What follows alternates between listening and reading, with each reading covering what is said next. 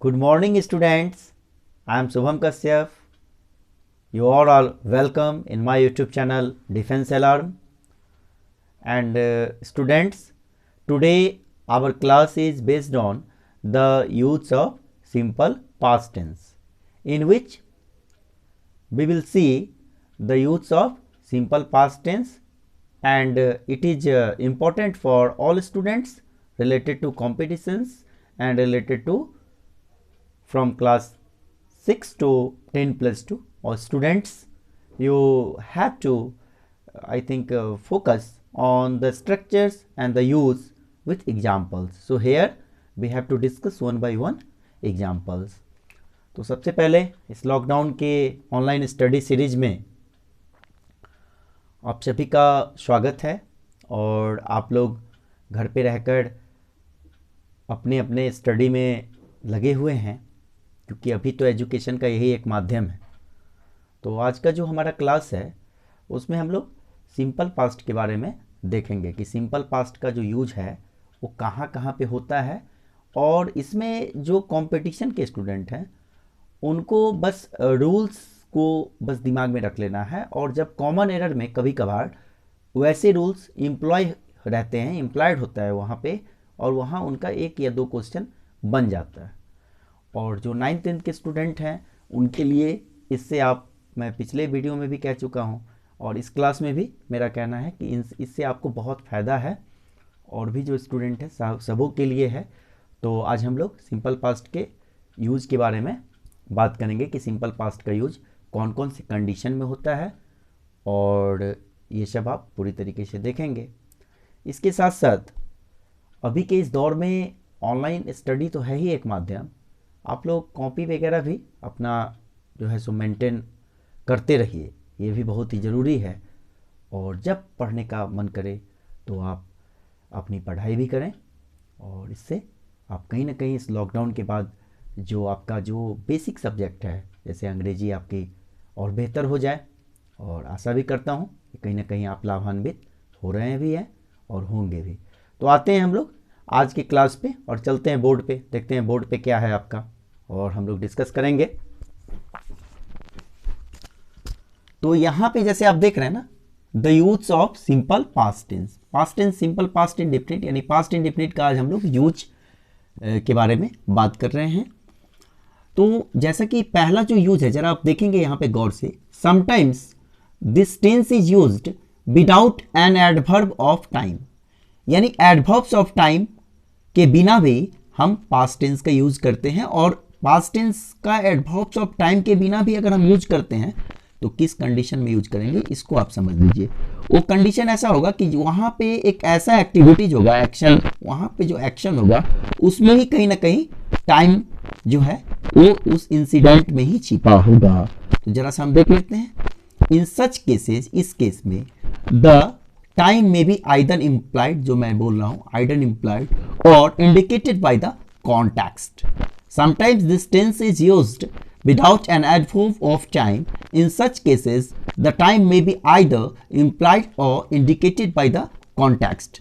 मतलब मैं जो कह रहा हूँ वही बात है, adverb of time के बिना भी कभी कभी या किसी किसी कंडीशन में जो है सो सिंपल पास्ट का यूज होता है, और उस केस में जो टाइम होता है वो कहीं ना कहीं एक्टिविटीज में और इंसिडेंट में या एक्शन में इंप्लॉयड होता है, यानी जो भी एक्शन होता है और वो पास्ट टाइम में होता है, और वहाँ पे अगर हम एडवर्ब्स ऑफ टाइम का अगर यूज़ नहीं करें, एडवर्ब्स ऑफ पास्ट का अगर यूज़ हम नहीं करें, तो वहाँ पे कहीं ना कहीं जो है वो टाइम तो नहीं, लेकिन वो जो पूरा कॉन्टेक्स्ट होता है, जो पूरा सेंटेंस होता है, उसमें already time of an action भी छिपा रहता है। तो आते हैं जरा सा हम लोग कुछ एग्जाम्पल्स पे। जैसे देखिए, आई लर्न हिंदी इन नागपुर, ये कहीं ना कहीं एक एक्शन है जहां पे एडवर्ब ऑफ टाइम यहां नहीं आया है, ठीक है ना। यहाँ पे स्टडी हो जाता या adverb of time, adverb of past time आ जाता, ऐसा तो कुछ है नहीं यहाँ पे।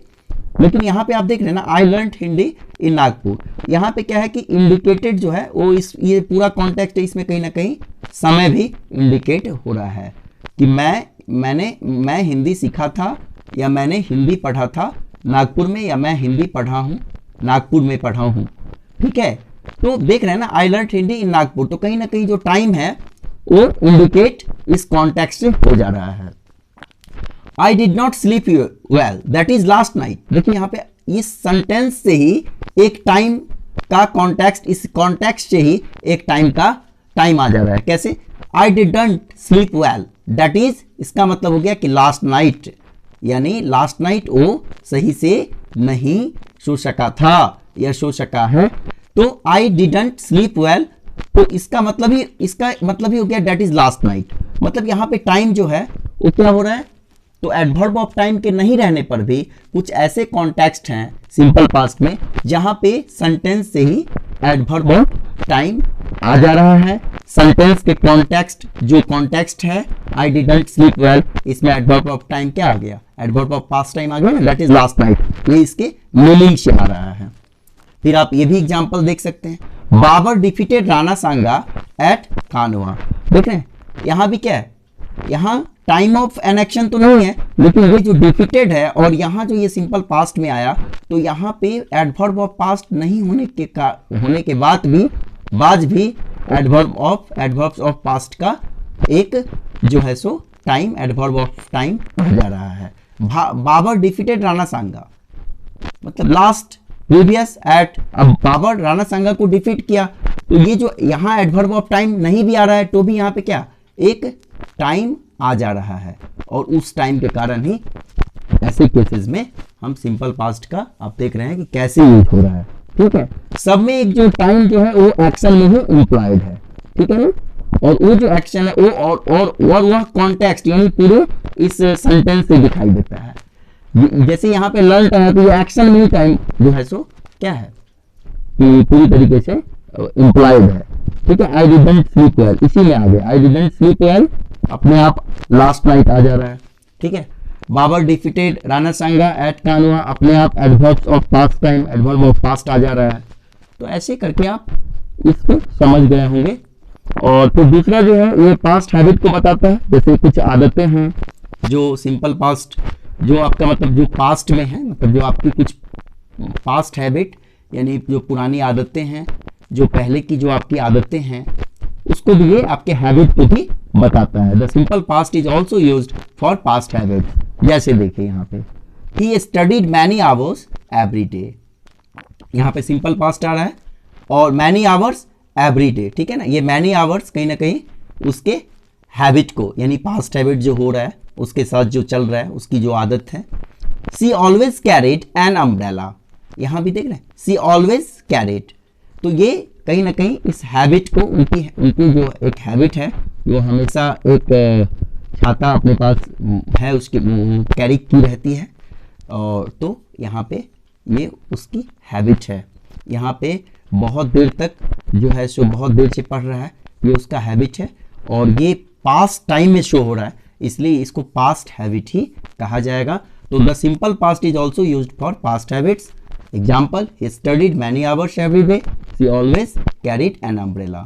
तो ऐसे हम समझ सकते हैं कि पास्ट हैबिट को कैसे सिंपल पास्ट ये करता है। और पास्ट हैबिट का मतलब जो हैबिट है और आपका वो हैबिट मतलब एक है और वो आपका पहले का हैबिट है, और आप ये चीज़ तो यहाँ पे आप सेंटेंस से भी इस मीनिंग को समझ पा रहे होंगे। Studied many hours every day, she always carried an umbrella. तो चलते हैं दोस्तों, आज के हम लोग इस क्लास में जितनी भी चीज़ें को आपने देखा, यहाँ पे हम देख रहे हैं कि सिंपल पास्ट में जो है वो एक ऐसा भी सेंटेंस है जिस सेंटेंस में हम एडवर्ब्स ऑफ पास्ट का यूज़ नहीं कर रहे हैं। एडवर्ब्स ऑफ पास्ट टाइम या एडवर्ब्स ऑफ टाइम में जो पास्ट ऐसा हम यूज़ नहीं कर रहे हैं, लेकिन वो टाइम कहीं ना कहीं एक्शन और उस सेंटेंस का जो मतलब है उसके कारण वो मतलब टाइम आ जा रहा है। और इससे पता चल रहा है कि एडवर्ब्स ऑफ पास्ट नहीं रहने पर भी सेंटेंस का मीनिंग क्या है, पास्ट का ही है, कोई इंसिडेंट है जो पास्ट का ही है। ठीक है, और दूसरे नियम में जो हम लोग पास्ट हैबिट पे पढ़े तो उसमें क्या है कि पास्ट हैबिट्स को शो करता है, और आप एग्जाम्पल भी देखें जैसे सी कैरिड या सी ऑलवेज कैरिड एन अम्ब्रेला। ठीक है, he studied many hours every day. तो ऐसे भी हैबिचुअल यहाँ देख रहे हैं आप। तो ये दोनों जो नियम है उससे आप एग्जाम्पल बना सकते हैं और खुद से जनरेट कर सकते हैं उस स्ट्रक्चर पे। दूसरा कि आप किसी भी एक्सरसाइज में आप एक्सरसाइज बनाना भी शुरू कर सकते हैं, कर भी दिए होंगे तो बहुत ही अच्छी बात है।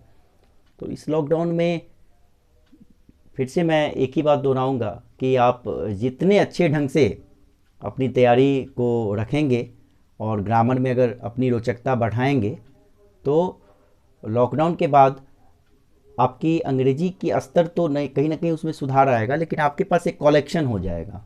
इसलिए हम कह रहे हैं कि घर बैठे हैं और आपके पास समय भी है अच्छा, जब दिल करे, लेकिन जब भी मन करे तो आप प्रयास कीजिए कि एक ग्रामर का बुक लेकर के और फिर हम एक्सरसाइज उसका बनाएं और अपनी रोचकता को बढ़ाएं।